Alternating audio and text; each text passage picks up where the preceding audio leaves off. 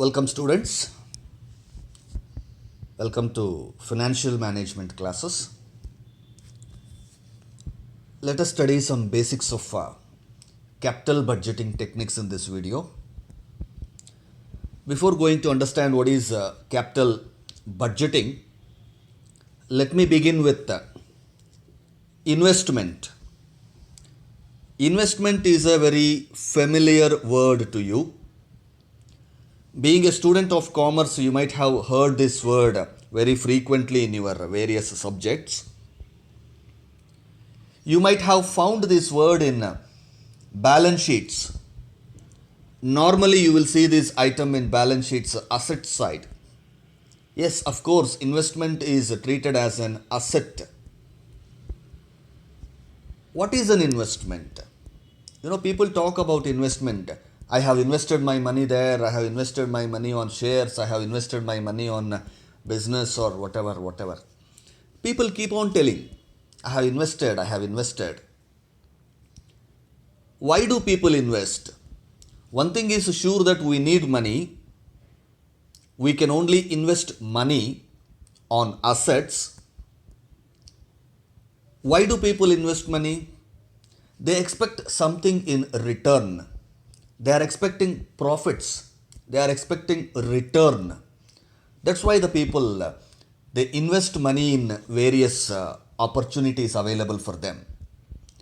In an economic sense, you can understand that investment is the purchase of goods that are not consumed today.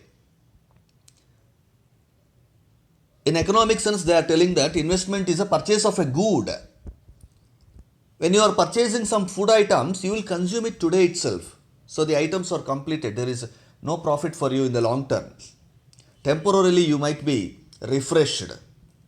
It might quench your thirsty or it might solve your temporary problems. But purchasing certain goods which will provide wealth to you in the long term, such kind of purchases are called investments.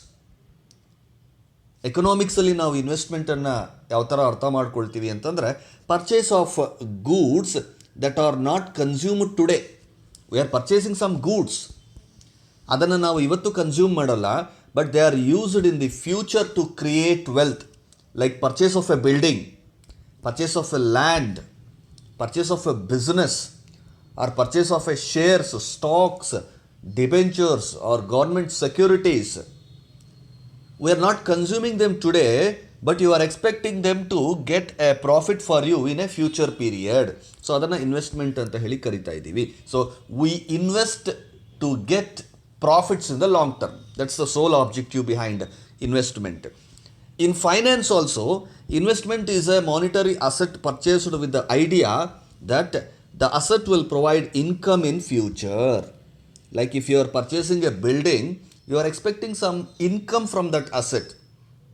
You are going to give that building for rent, or you are going to lease out that property and you are going to expect some income from that property. So, investment is spending money on purchasing an asset, anticipating profits in future. Simple ಆಗಿ ಹೇಳಬೇಕಾದ್ರೆ what is an investment ಅಂದರೆ spending our money today on purchasing of an asset to earn rewards or revenue or income or profit at a later period. That is called investment. So investment ಅಂದರೆ ಏನು ಅಂತ ಅರ್ಥ ಮಾಡ್ಕೊಂಡಿದ್ದಾದಮೇಲೆ ಯಾವುದರ ಮೇಲೆ ನಾವು invest ಮಾಡಬೇಕು? Are you ready to lose your money? No, we are not ready to lose our money. And are you ready to accept lesser profit for your money? See, there are two investment opportunities. In one investment opportunity, you are getting 5% return. On the second investment opportunity, you are getting 8% return. Which one do you choose? Naturally, you choose the investment opportunity which give 8% return, right? Because we don't want to compromise our investment. One thing is for sure that ನಾವು invest ಮಾಡುವಂತಹ ದುಡ್ಡಿಗೆ ಹೆಚ್ಚಿನ profit ಬರಬೇಕು. At the same time we don't want to lose our money. Risk ಕಡಿಮೆ ಇರಬೇಕು, profit ಜಾಸ್ತಿ ಇರಬೇಕು. ನಾವು ಇನ್ವೆಸ್ಟ್ ಮಾಡುವಂಥ ಹಣ ನಮಗೆ ಸೇಫ್ ಆಗಿರಬೇಕು, ವಾಪಸ್ ಬರಬೇಕು, ಅದರ ಜೊತೆಗೆ ಹೆಚ್ಚಿಗೆ ಪ್ರಾಫಿಟ್ ಬರಬೇಕು. ಸೊ ಆ ರೀತಿಯಾದಂತಹ ಇನ್ವೆಸ್ಟ್ಮೆಂಟ್ಸನ್ನು ಮಾತ್ರ ನಾವು ಮಾಡೋದಕ್ಕೆ ಬಯಸ್ತೀವಿ. ನೋಡಪ್ಪ, ನನ್ನ ಹತ್ರ ಒಂದು ಪ್ಲ್ಯಾನ್ ಇದೆ, ನೀವೊಂದು 10 ಲಕ್ಷ ಇನ್ವೆಸ್ಟ್ ಮಾಡಿ ಅದರಲ್ಲಿ. ಹೌದಾ ಸರ್, ಮಾಡ್ತೀವಿ 10 ಲಕ್ಷ ಇನ್ವೆಸ್ಟ್ಮೆಂಟು. ಸೊ ಆಮೇಲೆ ನಮಗೆ ಎಷ್ಟು ಬರುತ್ತೆ ಸರ್? ನೀವು ಇನ್ವೆಸ್ಟ್ಮೆಂಟ್ ಮಾಡಿಬಿಡಿ ಒಂದು 10 ಲಕ್ಷ, 1 ಇಯರ್ ವೆಯ್ಟ್ ಮಾಡಿ, 2 ಇಯರ್ಸ್ ವೆಯ್ಟ್ ಮಾಡಿ, ಓಕೆ ಸರ್, 3 ಇಯರ್ಸ್ ವೆಯ್ಟ್ ಮಾಡಿ, ಓಕೆ ಸರ್, ಆಮೇಲೆ ಬರುತ್ತಾ sir?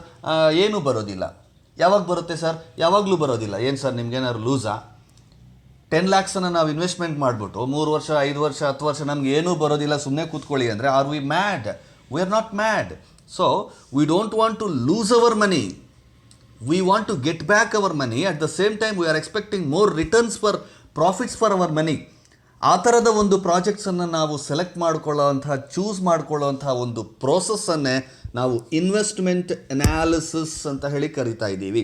That means ಎವ್ಯಾಲ್ಯೂಯೇಟಿಂಗ್ N investment for profitability and risk. See, two things you have to understand here. When you are making an investment, that investment will give you profitability. At the same time, there will be risk. Certainly there will be risk. Risk ಅಂದರೆ ಏನು? Risk of losing your investment. Risk of losing your money. ನೀವು ಯಾವುದೋ ಒಂದು project ಮೇಲೆ ಒಂದು 10 lakhs ರುಪೀಸನ್ನು invest ಮಾಡ್ತಾ ಇದ್ದೀರಾ.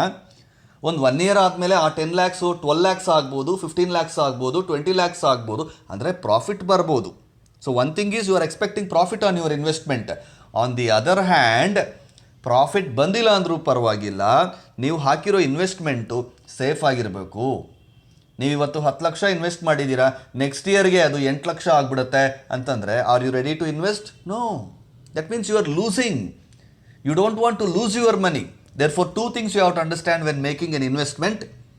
One is our money should be in safe. Our money should be in safer side. The risk factor should be less and the profitability should be higher.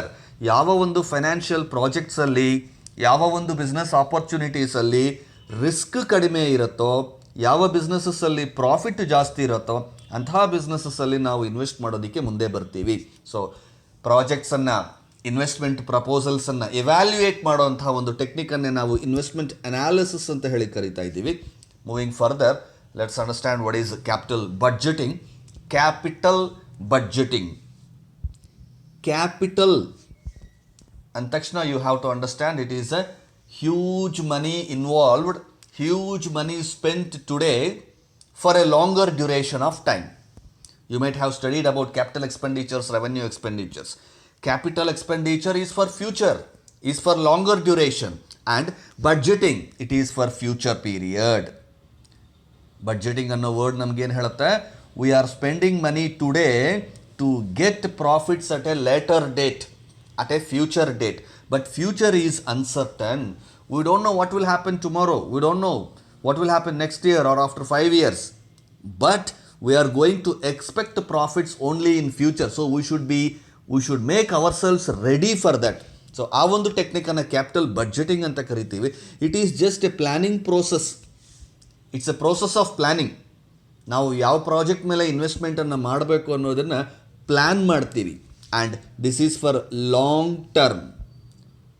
You can spend your money on purchase of an asset, a machinery, or replacement of an existing machinery, or new plant, or new products, or development of research, or whatever it is. It is all done for future period. So ಫ್ಯೂಚರಲ್ಲಿ ನೀವು expect ಮಾಡೋವಂಥ ಒಂದು ಪ್ರಾಫಿಟ್ಸ್ಗೋಸ್ಕರ you are ready to spend a huge investment on current date. That is called capital budgeting. So you should evaluate the worth of the project. ಈ ಒಂದು investment ಪ್ರಪೋಸಲಿಂದ ನಮಗೆ ಫ್ಯೂಚರಲ್ಲಿ ಎಷ್ಟು benefit ಬರ್ಬೋದು, ಈ ಬೆನಿಫಿಟ್ಸ್ಗೆ ನಾವು ಇಷ್ಟು ಅಮೌಂಟನ್ನು ಇನ್ವೆಸ್ಟ್ ಮಾಡೋದಕ್ಕೆ ಸಿದ್ಧರಿದ್ದೀವಾ? Is it profitable for us? Can we provide money for this from our existing capital structure? ಅದನ್ನು ಡಿಸೈಡ್ ಮಾಡುವಂಥದ್ದೇ capital budgeting. Let us see some definition of capital budgeting given by Charles T Horngren. According to him, capital budgeting is long-term planning. Long-term planning. That means we are planning for a very huge period, very long period. We are not planning for 1 or 2 days. We are planning for 5 years or 10 years period. for making and financing proposed capital outlays. Outlay is nothing but expenditure. Outlays ಅಂದರೆ expenses. Expenses ಅಂತಲೇ ಕರಿಬೋದಲ್ಲ sir. Very huge expenses we call it as outlay. So capital expenditure ಅಂತ ಅರ್ಥ ಮಾಡ್ಕೊಳ್ಳಿ. Capital expenditure is nothing but investment. We are buying some fixed assets, ಅದನ್ನು investment ಅಂತ ಹೇಳಿ ಕರಿತಾ ಇದ್ದೀವಿ. We are investing our money in some business project, ಅದನ್ನೇ financing ಅಂತ ಹೇಳಿ ಕರಿತಾ ಇದ್ದೀವಿ. ಸೊ ಈ ಲಾಂಗ್ ಟರ್ಮ್ ಫೈನಾನ್ಸಿಂಗನ್ನು ಮಾಡೋದಕ್ಕೆ ಒಂದು ಪ್ಲ್ಯಾನ್ ಮಾಡ್ಕೊಳ್ಳೋಂತಹ ಒಂದು ಟೆಕ್ನಿಕನ್ನೇ ನಾವು ಕ್ಯಾಪಿಟಲ್ ಬಡ್ಜೆಟಿಂಗ್ ಅಂತ ಹೇಳಿ ಕರಿತೀವಿ. There are lots of techniques in evaluating capital budgeting, but before going to that, let us see some features of capital budgeting. Potentially large anticipated benefits. Capital budgeting involves spending of huge money today in anticipation of profits which you are going to receive in a future period. ಭವಿಷ್ಯತ್ತಿನಲ್ಲಿ ನಾವು receive ಮಾಡುವಂತಹ ಒಂದು ಪ್ರಾಫಿಟ್ಸ್ಗೋಸ್ಕರ ಇವತ್ತಿನ ದಿನ ಒಂದು ದೊಡ್ಡ ಮೊತ್ತದ huge capital ಇನ್ವೆಸ್ಟ್ಮೆಂಟನ್ನು ನಾವು spend ಮಾಡ್ತಾ ಇದ್ದೀವಿ. ಯಾಕೆ ಸ್ಪೆಂಡ್ ಮಾಡ್ತಾ ಇದ್ದೀವಿ ಅಂತಂದರೆ in anticipation of huge benefits. ಭವಿಷ್ಯತ್ತಿನಲ್ಲಿ ನಮಗೆ ತುಂಬ ಒಳ್ಳೆ ದೊಡ್ಡ ಪ್ರಾಫಿಟ್ ಬರುತ್ತೆ ಅನ್ನೋ ಒಂದು ಆ್ಯಂಟಿಸಿಪೇಷನ್ ನಮಗಿರುತ್ತೆ. So capital budgeting involves large anticipated benefits in future. And benefit ಎಲ್ಲಿರುತ್ತೋ ಅಲ್ಲಿ ರಿಸ್ಕ್ ಇದ್ದೇ ಇರುತ್ತೆ. So there is very high degree of risk. ನಾವು ತುಂಬ ದೊಡ್ಡ ಪ್ರಾಫಿಟ್ ಅಮೌಂಟ್ ಬರುತ್ತೆ ಅಂತ ಅಂದ್ಕೊಂಡು ಇನ್ವೆಸ್ಟ್ಮೆಂಟನ್ನು ಮಾಡ್ತಿದ್ದೀವಿ. ಪ್ರಾಫಿಟ್ ಬರ್ಬೋದು. If something goes wrong in that investment you might incur losses also. So there is an amount of risk also, not a small amount of risk. Very huge degree of risk is there in capital investment. And this is for a long time period. This is for a long time period. You are spending some lakhs and crores of money by starting a huge business. You cannot get profits today itself. Or you cannot get profits in 1 week or 1 month or 2 months or 6 months. It takes a long time period. So capital budgeting involves relatively long time period. And they are irreversible in nature. Once you make an investment, you cannot reverse it back. You cannot change it. Therefore, it is advisable to think wisely and make an investment. Then, let's move on to the methods of capital budgeting. Methods of capital budgeting can be broadly classified into two types of methods. One is traditional methods and the other one is modern methods, which is also called as discounted cash flow methods. Capital budgeting ಟೆಕ್ನಿಕ್ಸನ್ನು ಎರಡು methods ಆಗಿ ನಾವು divide ಮಾಡ್ತೀವಿ. ಒಂದು traditional methods, ಇನ್ನೊಂದು modern methods. Modern ಮೆಥಡ್ಸನ್ನು discounted cash flow methods ಅಂತಲೂ ಕರಿತೀವಿ. ಯಾಕೆಂತಂದರೆ we apply the discounting technique for that, we apply the present value technique for those methods. ಈ ಟ್ರೆಡಿಷ್ನಲ್ ಮೆಥಡ್ಸ್ ಇದೆಯಲ್ಲ, these are very outdated methods, obsolete methods, unscientific methods.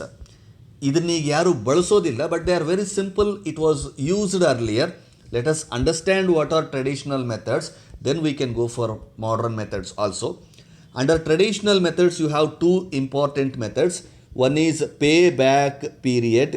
In short form you can take it as PBP also. Pay back period. What is payback period? We are going to learn in the next session.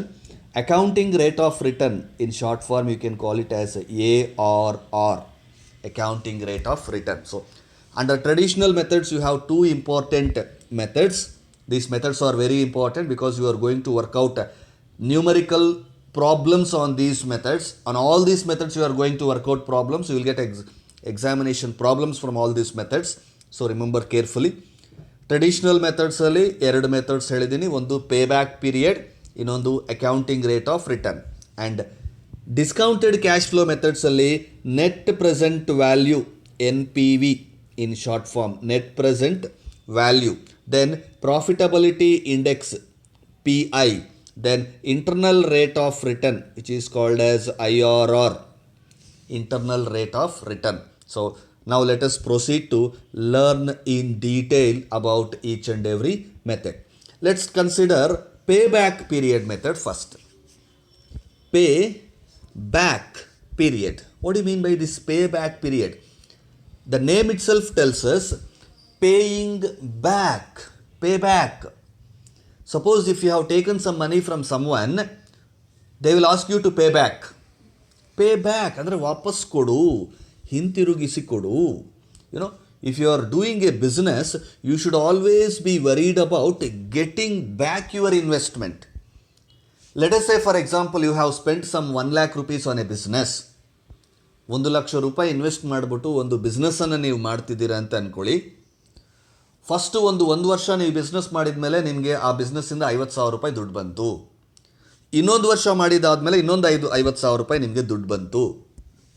So totally first and second year ಸೇರಿ ಎಷ್ಟು ದುಡ್ಡು ಬಂತು ನಿಮಗೆ? 1 lakh. ನೀವು spend ಮಾಡಿದ್ದಿತ್ತು ಎಷ್ಟು ಸ್ಟಾರ್ಟಿಂಗಲ್ಲಿ? 1 lakh rupees. That means you have taken 2 years to get back your investment. ನೀವು ಹಾಕಿರುವಂತಹ ಕ್ಯಾಪಿಟಲ್ ಇನ್ವೆಸ್ಟ್ಮೆಂಟು ವಾಪಸ್ ನಿಮ್ಮ ಕೈಗೆ ಬರೋದಕ್ಕೆ 2 years ಆಯಿತು. That period, that time in which you will get back your investment, the time period is called payback period. So what is payback period? It refers to the period in which the project will generate the necessary cash to recover the initial investment. That means ಸ್ಟಾರ್ಟಿಂಗಲ್ಲಿ ಆ ಒಂದು ಪ್ರಾಜೆಕ್ಟ್ಗೋಸ್ಕರ, ಆ ಒಂದು investment ಬಿಸ್ನೆಸ್ಗೋಸ್ಕರ ನೀವು ಎಷ್ಟು ದುಡ್ಡನ್ನು spend ಮಾಡಿದಿರೋ ಅದನ್ನು ವಾಪಸ್ ಪಡೆಯೋದಕ್ಕೆ ನಿಮಗೆ ಎಷ್ಟು ಟೈಮ್ ಬೇಕಾಗುತ್ತೋ ಆ ಟೈಮನ್ನು ನೀವು ಪೇಬ್ಯಾಕ್ ಪೀರಿಯಡ್ ಅಂತ ಹೇಳಿ ಕರಿತಾ ಇದ್ದೀವಿ. Payback period is nothing but the time period in which you will get back your investment. Suppose you have spent 10 lakhs rupees on a project. That 10 lakhs rupees will come back to you after 5 years. That means your payback period is 5 years. ನಾನು ಹಾಕಿರೋ ದುಡ್ಡು ನನಗೆ ಎಷ್ಟು ವರ್ಷದಲ್ಲಿ ವಾಪಸ್ ಬರುತ್ತೆ, ಆ ಎಷ್ಟು ವರ್ಷದಲ್ಲಿ ವಾಪಸ್ ಬರುತ್ತೆ, ಎಷ್ಟು ದಿನದಲ್ಲಿ, ಎಷ್ಟು ತಿಂಗಳಲ್ಲಿ, whatever it is the time. So the time period it takes for your business to give back your capital is called pay back period. So it is a very simple method. And in this method you are not going to worry about profitability. ನೀವು invest ಮಾಡಿರುವಂತಹ business ನಿಮಗೆ ಎಷ್ಟು profit ಕೊಟ್ಟಿದೆ ಅನ್ನೋದನ್ನು ನಾವು consider ಮಾಡ್ತಾ ಇಲ್ಲ, ಎಷ್ಟು ಟೈಮ್ ಪೀರಿಯಡಲ್ಲಿ ನಿಮ್ಮ ಇನ್ವೆಸ್ಟ್ಮೆಂಟನ್ನು ಅದು ನಿಮಗೆ ವಾಪಸ್ ಕೊಡ್ತಿದೆ ಅನ್ನೋದನ್ನು ಕನ್ಸಿಡರ್ ಮಾಡ್ತಾ ಇದ್ದೀವಿ. So that's called pay back period. The important thing in pay back period is it considers about annual cash flows. ಪ್ರತಿ ವರ್ಷ ನಿಮ್ಮ ಪ್ರಾಜೆಕ್ಟು ನಿಮಗೆ ಎಷ್ಟು ವಾಪಸ್ ಕೊಡ್ತಾ ಇದೆ ದುಡ್ಡು ಅನ್ನೋದನ್ನು ನೋಡುತ್ತೆ. And economic life of the project. ನೀವು ಯಾವುದೋ ಒಂದು ಪ್ರಾಜೆಕ್ಟ್ ಮೇಲೆ ಇನ್ವೆಸ್ಟ್ಮೆಂಟ್ ಮಾಡಿದ್ದೀರಾ ಅಂತಂದರೆ ಲೈಫ್ ಲಾಂಗ್ ಅದರಿಂದ ದುಡ್ಡು ಬರುತ್ತಾ, ಅಥವಾ ಒಂದು ಫಿಕ್ಸಡ್ ಪೀರಿಯಡ್ಗೆ ಮಾತ್ರನೇ ಬರುತ್ತಾ, ಒಂದು 10 years ಬರುತ್ತಾ, 7 years ಬರುತ್ತಾ? There should be a life of a project. So ಆ ಲೈಫ್ ಇರೋವರೆಗೂ ನಿಮಗೆ ಅದರಿಂದ ಕ್ಯಾಶ್ ಫ್ಲೋಸ್ ಬರ್ಬೋದು, ಆಮೇಲೆ ಸ್ಟಾಪ್ ಆಗ್ಬೋದು. So you should consider the annual cash flows from that project, and also the economic life of the project, and also the original money of investment which you have done for that project. So the financial projects are ranked on the basis of length of payback period. When you are analyzing investment projects, suppose let us say there are 3 projects. You are investing 1 lakh rupees on each of the product anta ankoli. So first project will give back the 1 lakh to you in 4 years. Second project will give back in 5 years. Third project will give back in 6 years. So when you are ranking the project according to its payback period, your first project will be having first rank. Why? Because it is taking very less amount of time to give back the investment to you. So ಯಾವ project ನಿಮಗೆ ತುಂಬ ಬೇಗನೆ ಆ capital ಇನ್ವೆಸ್ಟ್ಮೆಂಟನ್ನು ವಾಪಸ್ ಕೊಟ್ಬಿಡುತ್ತೆ, ಅಂದರೆ ಯಾವ ಪ್ರಾಜೆಕ್ಟಿಗೆ ಪೇಬ್ಯಾಕ್ period ತುಂಬ ಕಡಿಮೆ ಇರುತ್ತೋ ಅಂತಹ ಒಂದು ಪ್ರಾಜೆಕ್ಟ್ಸನ್ನು ನೀವೇನು ಮಾಡ್ತೀರಾ, ಸೆಲೆಕ್ಟ್ ಮಾಡ್ಕೊಳ್ತೀರಾ. So it's very simple method. Let's proceed with examples for this payback period. Therefore you can understand the numerical problems which you can expect in your examinations. 2 different situations you have to understand before working out problems on payback period. ಒಂದು equal cash flows, ಎರಡನೇದು unequal cash flows.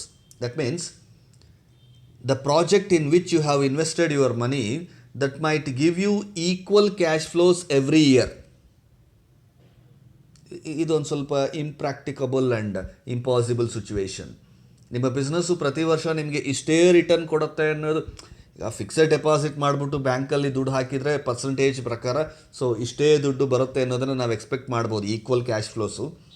But ಬಿಸ್ನೆಸ್ಸಲ್ಲಿ equal cash flows sometimes it is very rare. But still will consider equal cash flows ಇದ್ದರೆ ಯಾವ ಥರ payback ಪೀರಿಯಡನ್ನು ನಾವು calculate ಮಾಡ್ತೀವಿ, unequal cash flows ಇದ್ದಾಗ ಪೇ ಬ್ಯಾಕ್ ಪೀರಿಯಡನ್ನು ನಾವು ಯಾವ ಥರ ಕ್ಯಾಲ್ಕುಲೇಟ್ ಮಾಡ್ತೀವಿ ಅಂತ. Under two situations we are going to work out problems on this. Now, the formula which we use to calculate payback period under equal cash flows iddaga, payback period is equals to initial investment, the amount of money which you are spending on that project initially, original investment anta bekaru karibodu. So original investment divided by annual cash flow. The formula is very simple. Payback period is equals to initial investment divided by annual cash flow.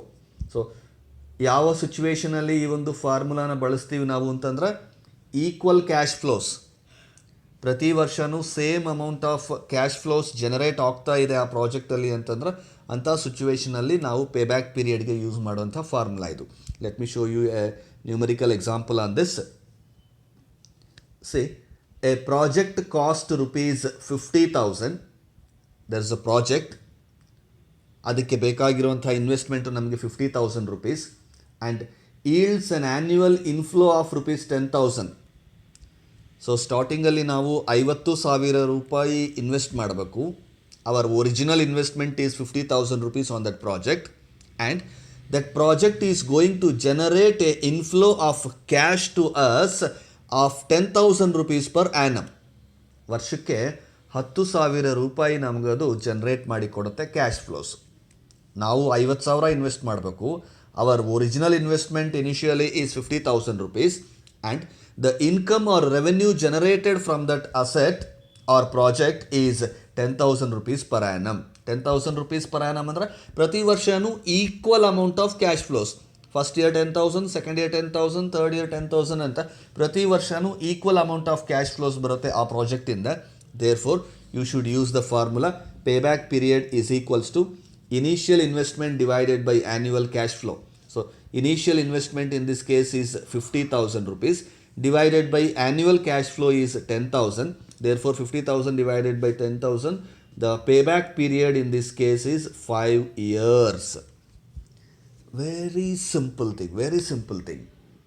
ಒಂದು business opportunity ಇದೆ, ಅದರಲ್ಲಿ ನಾವು investment ಮಾಡ್ತಾ ಇದ್ದೀವಿ. ನಾವು investment ಮಾಡ್ತಿರೋ amount ಬಂದು 50,000. ಅದರಿಂದ ನಮಗೆ ಇನ್ಕಮ್ ಬರುತ್ತೆ, ಪ್ರತಿ ವರ್ಷ 10,000 ರೂಪಾಯಿ ಇನ್ಕಮ್ ಬರುತ್ತೆ. ಅಂದರೆ ನಾವು ಹಾಕಿರೋ ದುಡ್ಡು ಎಷ್ಟು ದಿನದಲ್ಲಿ ನಮಗೆ ವಾಪಸ್ ಬರುತ್ತೆ? ವರ್ಷಕ್ಕೆ 10,000 ಅಂತ ಬಂದರೆ 5 ವರ್ಷಕ್ಕೆ 50,000. ಸೊ ನಾವು ಹಾಕಿರೋದು 50,000 ಆಗಿರೋದ್ರಿಂದ ನಮಗದು 5 ವರ್ಷದಲ್ಲಿ ವಾಪಸ್ ಬರುತ್ತೆ. ಆ 5 ವರ್ಷ ಅಂತ ಹೇಳ್ತಿದ್ದೀವಲ್ಲ, 5 years, that is called payback period. The time period in which we will get back our original investment is called payback period. So idu equal cash inflows iddaga. Unequal cash inflows iddaga yav tara ಮಾಡ್ತೀವಿ ಅಂದರೆ every year we are not receiving same amount of cash flows from that project. ಅವಾಗ ಯಾವ ಥರ ಮಾಡ್ತೀವಿ? Let me show you an example. Uneven cash flows. We have an example here. Determine payback period for a project which requires a cash outlay of 12,000 rupees. ಅಂದರೆ ಇದು original investment.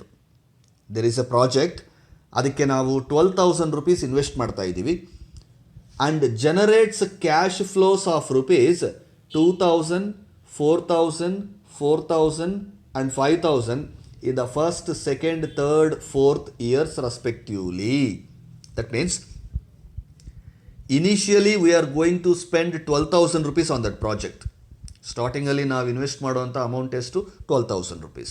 And ಆ ಪ್ರಾಜೆಕ್ಟಿಂದ ನಮಗೆ ವಾಪಸ್ ಬರುವಂಥ cash flows 2,000 in the first year, 4,000 in the second year, 4,000 in the third year and 5,000 in the fourth year. So first year 2,000, second year 4,000, third year 4,000, fourth year 5,000. ಆ ಥರ ನಮಗೆ cash ಬರುತ್ತೆ. ಅಂದರೆ we are receiving unequal cash flows. We are not receiving equal cash flows. So when there is unequal cash flows from the project, how do we calculate payback period? Let us prepare a small table like this. First column year, ಎಷ್ಟು ವರ್ಷ ನಮಗೆ ಪ್ರಾಜೆಕ್ಟಿಂದ cash flows ಬರುತ್ತೆ. Second column annual cash flows. Third column is cumulated cash flows. Cumulated is nothing but accumulated. ನಿಮಗೆ cumulative frequency ಅಂತ ಹೇಳಿ statistics ಓದಬೇಕಾದ್ರೆ ನೋಡಿರ್ತೀರ. That means we are just going to accumulate year after the year. ಪ್ರತಿ ವರ್ಷದ ಏನು ಮಾಡ್ತಾ ಇದ್ದೀವಿ, ಒಂದೊಂದು ವರ್ಷದ್ದು ಆ್ಯಡ್ ಮಾಡ್ಕೊಳ್ತಾ ಟೋಟಲ್ ಅಮೌಂಟ್ಸ್ನ ತಗೊಳ್ತಾ ಹೋಗ್ತೀವಿ. That is called cumulated cash inflows. ನಾವು ದ ಫಸ್ಟ್ ಕಾಲಮ್ ಎಷ್ಟು ವರ್ಷ ನಮಗೆ ಕ್ಯಾಶ್ ಫ್ಲೋಸ್ ಬರುತ್ತೋ ಅದನ್ನು 1 2 3 4 5 ಅಂತ ಹಾಕ್ಕೊಂಬಿಡಿ. ಆ್ಯನ್ಯುವಲ್ ಕ್ಯಾಶ್ ಫ್ಲೋಸು ನಮಗೆ ಕ್ವಶನಲ್ಲಿ ಮೆನ್ಷನ್ ಮಾಡಿರ್ತಾರೆ. ಫಸ್ಟ್ ಇಯರ್ ಎಷ್ಟು ಅಮೌಂಟ್ ಬಂತು, ಸೆಕೆಂಡ್ ಇಯರ್ ಎಷ್ಟು ಅಮೌಂಟ್ ಕ್ಯಾಶ್ ಫ್ಲೋ ಬರ್ತಿದೆ ಅಂತ. And in this case they have clearly given that first year you are getting 2000, second year 4000, third year 4000 and fourth year 5000 annual cash flows ಬರುತ್ತೆ ಅಂತ. So second column fill ಆಯಿತು. Cumulated cash flows doing is very simple. First year 2000, you take 2000 only. Coming to the second year, add the both first year and second year cash flows, that is 2000 plus 4000. First 2 years cash flows and add ಮಾಡ್ಕೊಳ್ಳಿ, that will be 6000. Then 6 plus 4000, that is 10,000. Then 10 plus 5000, 15,000. So ಪ್ರತಿಯೊಂದು year ಕೂಡ cumulative ಆಗಿ ಒಂದೊಂದು ಇಯರಿನ cash ಫ್ಲೋಸನ್ನು add ಮಾಡ್ತಾ ಹೋಗ್ತೀವಿ. That is cumulative cash flows. So once you have finished the cumulative cash flows, calculation of payback period is very simple. Just apply some logic here. What is the amount of original investment we have made? 12,000 rupees. So 12,000 rupees ನಮಗೆ ವಾಪಸ್ ಬರೋದಕ್ಕೆ ಎಷ್ಟು ದಿನ ಬೇಕಾಗತ್ತೆ ಅಂತ ಅಲ್ವಾ. So cumulated cash flow ಕಾಲಮನ್ನು observe ಮಾಡಿ. ಫಸ್ಟ್ ಇಯರ್ 2000, ಫಸ್ಟ್ ಇಯರ್ ಎಷ್ಟು ಬಂದಿದೆ 2000. ನಮಗೆ ಬರಬೇಕಾಗಿರುವಂಥ ಕ್ಯಾಶ್ ಎಷ್ಟು 12,000. Did you recover in the first year? No, because ನಮಗೆ ಬರಬೇಕಾಗಿರೋ amount 12,000 but we received only 2,000. So first ಇಯರಲ್ಲಿ ಇನ್ನೂ ಬಂದಿಲ್ಲ. Second year, up to second year we have received 6,000. Have you completed? No, because we have to generate cash flows of 12,000. So second ಇಯರಲ್ಲೂ ಕೂಡ ಇನ್ನೂ complete recovery ಆಗಿಲ್ಲ. Third ಇಯರಲ್ಲಿ ನಿಮಗೆ complete recovery ಆಗಿದೆಯಾ ನಿಮ್ಮ investment? No, because 12,000. ಇಲ್ಲಿ third ಇಯರ್ಗೆ ಆಗಿರೋದೆಷ್ಟು? 10,000 ಮಾತ್ರ. So not the first 3 years. Fourth year ನೋಡಿ 15,000 rupees. ಬಟ್ ನಿಮಗೆ ರಿಕವರ್ ಆಗಬೇಕಾಗಿರುವಂಥ ಒರಿಜಿನಲ್ ಇನ್ವೆಸ್ಟ್ಮೆಂಟ್ ಎಷ್ಟು? ಓನ್ಲಿ 12,000. ಫೋರ್ತ್ ಇಯರಲ್ಲಿ ನಿಮ್ಮ 12,000 ಬಂದ್ಬಿಟ್ಟಿದೆ, 12,000ಗಿಂತ ಎಕ್ಸ್ಟ್ರಾ ಬಂದ್ಬಿಟ್ಟಿದೆ ಅಲ್ವಾ. You have to recover only 12,000. But in the fourth year, you have recovered more than your investment.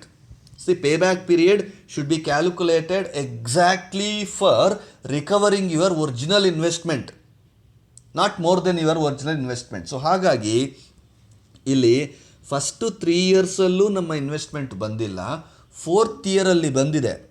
But fourth year full ಅಲ್ಲ, ಫೋರ್ತ್ ಇಯರ್ ಮಧ್ಯದಲ್ಲೇ ಬಂದ್ಬಿಟ್ಟಿರತ್ತೆ ಅಲ್ಲಿಗೆ.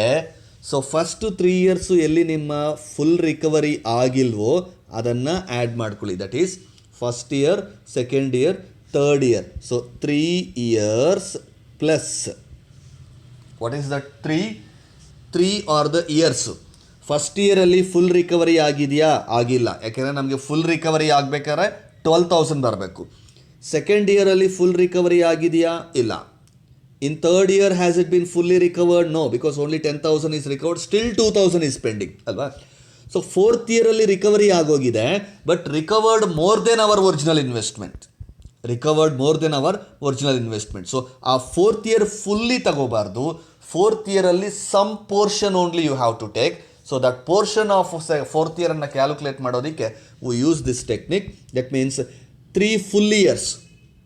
3 full yearsಲ್ಲಿ ನಮಗೆ ರಿಕವರಿ ಇನ್ನೂ ಕಂಪ್ಲೀಟ್ ಆಗದೇ ಇರೋದ್ರಿಂದ 3 full years ತಗೊಳ್ಳಿ, plus amount of investment yet to be recovered. The amount of your original investment which is yet to be recovered. ಅಂದರೆ 4ನೇ ವರ್ಷದಲ್ಲಿ ಇನ್ನೂ ಎಷ್ಟು ಅಮೌಂಟು ನೀವು ರಿಕವರಿ ಮಾಡಬೇಕಾಗಿದೆ. ಇಲ್ಲಿ ನೋಡಿ, ಮೂರನೇ ವರ್ಷದ ಅಂತ್ಯದ ವೇಳೆಗೆ at the end of third year you have received 10,000. ಮೂರನೇ ವರ್ಷ ಮುಗಿಯೋಷ್ಟೊತ್ತಿಗೆ ನಿಮಗೆ ಎಷ್ಟು ಕ್ಯಾಶ್ ಫ್ಲೋಸ್ ಬಂದ್ಬಿಟ್ಟಿದೆ? 10,000. ಹೇಗೆ? ಫಸ್ಟ್ ಇಯರ್ 2,000 ಬಂತು, ಸೆಕೆಂಡ್ ಇಯರ್ 4,000 ಬಂತು, ಥರ್ಡ್ ಇಯರ್ 4,000 ಬಂತು. ಸೊ 2 + 4 6 + 4 10. ಅಂದರೆ 3 ವರ್ಷ ಸೇರಿ ನಿಮಗೆ 10,000 ಬಂದಿದೆ. 10,000 rupees has been recovered by you in the first 3 years. And fourth year ಅಲ್ಲಿ you have to recover another 2,000 to complete your original investment recovery. Why? Because the question says that 12,000 is your cash outlay, that is your original investment. So that 12,000 you have to recover. 10,000 is recovered in the first 3 years. So what is the amount which is pending still yet to be recovered? Yet to be recovered amount ಎಷ್ಟು? Another 2,000. ಯಾಕಂದರೆ 10,000 recovery ಆಗೋಗಿದೆ, ಇನ್ನೊಂದು 2,000 ಬಂದ್ಬಿಟ್ರೆ ನಿಮ್ಮ original investment fully complete ಆಗೋಗುತ್ತೆ. ಅಲ್ಲಿಗೆ you have to recover another 2,000. You have to recover how much? 2,000 divided by the amount received in fourth year. The amount received in fourth year. Fourth year annual cash flow ಎಷ್ಟು? 5,000. Not 15,000. 15,000 ಅಂದರೆ ಏನು? ಇದು ಎಲ್ಲ ವರ್ಷ ಸೇರಿಸಿ ನಾವು recover ಮಾಡಿರೋವಂಥದ್ದು. But we are talking about fourth year alone. Fourth ಇಯರಲ್ಲಿ ಮಾತ್ರ ನಮಗೆ ರಿಕವರಿ ಆಗಿರುವಂಥ ಅಮೌಂಟ್ ಎಷ್ಟು? 5,000. So divided by 5,000. Divided by 5,000. See, understand the formula once again. First you have to take the number of full years in which you have partially recovered your original investment, not fully. Number of full years in which you have recovered your partial investment plus the amount yet to be recovered in the next year. The amount yet to be recovered in the next year. ಅಂದರೆ 3 ವರ್ಷದಲ್ಲಿ ನಮಗೆ 10,000 ಬಂದಿದೆ, 4ನೇ ವರ್ಷದಲ್ಲಿ ಇನ್ನೆಷ್ಟು ಬರಬೇಕು? ನಿಮ್ಮ original investment complete ಆಗೋದಕ್ಕೆ 2,000. That means amount yet to be recovered, that is 2,000 divided by the amount recovered in that particular next year. So fourth ಇಯರಲ್ಲಿ ನಮಗೆ ಬಂದಿರುವಂಥ ಅಮೌಂಟ್ ಎಷ್ಟು? 5,000. So solve this. 3 + 2/5. If you solve, you will get, see, the formula is 3 + 2,000 by 5,000. That is, the answer is 3.4 years. So you are going to recover your full original investment in 3.4 years. So 3.4 years is your payback period. So in this session, just I have introduced the concept of payback period.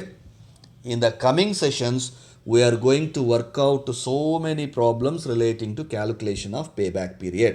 So understand the formulas. In the next videos, we will work out problems on payback period. And if you have any doubts in this session, please don't forget to call me back.